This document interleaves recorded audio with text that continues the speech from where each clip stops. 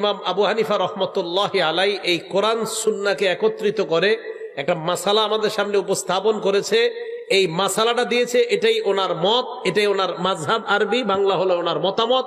আর কোরআন সুন্নাহ থেকে উনি যে মতটা নিয়েছেন এটা আমরা গ্রহণ করলাম, এটাকে বলে মাযহাব। যারা অন্ধভাবে যারা মাযহাব অনুসরণ করে তারা মাযহাবকে দ্বীন মনে করেছে, মানে ইসলামটাকে তাদের মানে কোরআন এবং সুন্নাহ তাদের কাছে গ্রহণযোগ্য নয়। বরং মাযহাব যা বলেছে সেটা যদি দুর্বল হয়, সেটা যদি মানে হাদিসের সহিহ হাদিসের বিপরীত হয়, তাহলে তারা বলবে যে এটাই আমরা করবো। ইন্নালিল্লাহ, এটা কখনই হওয়া উচিত। মযহাব মানা কি ফরজ? রাসূলুল্লাহ সাল্লাল্লাহু আলাইহি ওয়াসাল্লামের মযহাব মানবেন না অন্য মযহাব মানবেন? উত্তর, রাসূলুল্লাহ সাল্লাল্লাহু আলাইহি ওয়াসাল্লামের মযহাব একই, চারটি বলে গেছেন তিনি, যে তোমরা হানফি হইতে পারো, শাফি হইতে পারো, মালিকি হইতে পারো, হাম্বলি হইতে বলেছেন নাকি? তাই নবী সাল্লাল্লাহু বলেননি। তাহলে এইসব শাখা প্রশাখা কেন বের করতে গেলেন? হ্যাঁ, মযহাব হচ্ছে ইমামের মতামত। ইমামের ওপর কোনো ওয়াহি এসছে কি?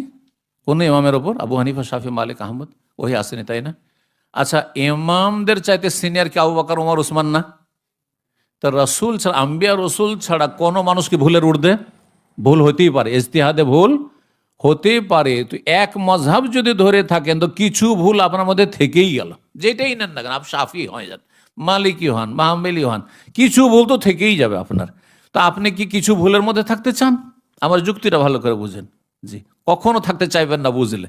তাহলে আপনি কি করতে, চারটির সমন্বয়ে যেটা মযহাব খালেস সহি শুদ্ধ, সেটা হচ্ছে রাসূলুল্লাহর মযহাব। ওই মযহাব আমরা মানি, মযহাব মানি না নয়, কিন্তু আমরা চারটির একটা মানবো, তিনটাকে ছেড়ে দেবো, এটা করি না। চারটির সমন্বয়ে যেটা বেশি বলিষ্ঠ মত, যেটা দলিল সম্মত, সেটাকে মানি। এটি হচ্ছে রাসূলুল্লাহ সব ছেড়ে যাওয়া মযহাব।